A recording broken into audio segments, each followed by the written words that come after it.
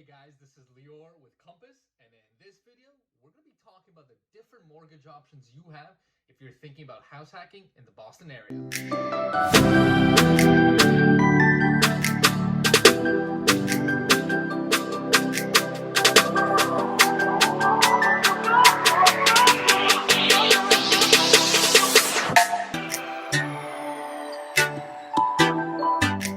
What's going on, guys? My name is Lior. I'm with Compass out of Boston, and in this video, we're going to be talking about some of the different mortgage options you have if you're thinking about house hacking around the Boston area, whether it's a condo, single family, or multifamily.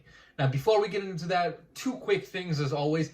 Number one, if you haven't already subscribed to my channel, please subscribe below. I put out tons of new videos every single week about investing tips, buying and selling tips, neighborhood overviews, community highlights, and everything in between. So give me a subscribe, and that way you'll be notified every time I do a new video. And number two, if you are even thinking about doing anything with real estate, whether it's buying, selling, investing, leasing, whatever it is, give me a call, shoot me an email. Taylor and I work 24/7 for you guys, so just hit me up and we will take care of you. Now, let's get into today's content, which is the different types of financing options you have if you're thinking about house hacking in the greater Boston area. And let's start with probably one of the most well-known ones is FHA. So FHA is a federal loan, right? It's a federally subsidized loan. And the big advantage of FHA is that you can get away with putting as little as 3.5% down. It's usually 3.5% or 5%, which is obviously really, really low. And the nice thing about FHA is you can use that for a condo, you can use that for a single family, or you can do it for a multifamily, right? So you can do that for a 2, a 3, or a 4 unit as well. And which is why it's a really, really popular product, especially among first-time house hackers, if you will, right? Because you have to put so little down to get into the transaction. Now, what are some of the things you need to know about FHA? Well, number one, FHA, just so you understand, is typically considered a less competitive product, right? Because there's more restrictions, there's more requirements, you're putting down a low down payment. So in a hot market, especially like Boston, FHA may be tougher to get accepted. So you just be prepared to put in a lot of offers. Now, at number two, I already alluded to this, there's a lot more requirements and restrictions. So FHA is not meant to be a loan product used for like distressed property, right? It really is meant to for first-time home buyers that to get into a good property. So they have some restrictions, like there can't be any any paint chipping, right? That's one of the big things everyone knows it for.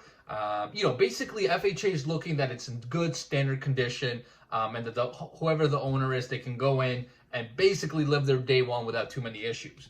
So you need to be aware there are some condition restrictions. Now, you might say, well, isn't there a construction loan aspect to it, right? I've heard of this thing called 203K. And it is, I'm not going to get super into the details about it. It is certainly an option with FHA, but just be aware that there's a lot of red tape and a lot of things that need to go right in order to properly execute this loan. But let's go on to point number 3. So again, we talked about it's a little bit less competitive. We talked about some of the restrictions. You're also, number 3, you're also going to be paying PMI, right? Because you're under that 20% mark, you are going to have to pay PMI, which is going to be an additional monthly payment. But even though there's some drawbacks, it really is an excellent loan product. I've used it twice already. Again, it's just a way to get into properties with a really, really limited amount of cash out of pocket. I used it for 2 multifamilies. I know people that use it for multifamilies, condo, and singles all the time. So it really is a fantastic option. Number 2, specific to Massachusetts, is the Mass Housing Loan. Very similar to FHA, but you must be a first-time home buyer, right? So if you already own another property, let's say you live in a single family and you want to go buy another single family, or you want to go buy a 2-family and live in that unit, you can't use mass housing. It really is restricted to first-time home buyers. Just the nature of the loan. And again, they also have some tiered options. You can get 5% down there, 10% down. So it's another nice low down payment product. And that again can get you into this expensive areas around around Boston, should I say. Now, here's a quick little trick for you. If you're thinking about, hey, I want to buy my first multifamily, house hack it, and then go buy my second one, right? Your best option might be to use the mass housing product first, right? Because remember, you can only use that once as a first-time home buyer. Once you buy a property, you cannot use that product again. So I would go use mass housing, and then for your second one, then you can go FHA, right? Rather than reverse where you go FHA, then if you've already bought a property, you can't go back into the mass housing loan. So just some food for thought. It's a nice little trick. But otherwise, again, it's got its restrictions, but it's another nice product around the year that you can use to get into single condos and multifamilies with low down payments. And then number 3 as the general category is more conventional loan products. Again, if you're going into multifamily, this is going to be a little bit less relevant because up to at this point right now, you can't use those low down payment options of like 5-10% for multifamilies through a conventional loan. They are a great choice if you're thinking about going condo or single family, right? Because your offer stays more competitive if you're telling the seller, hey, I'm using a conventional loan, just low down payment, right?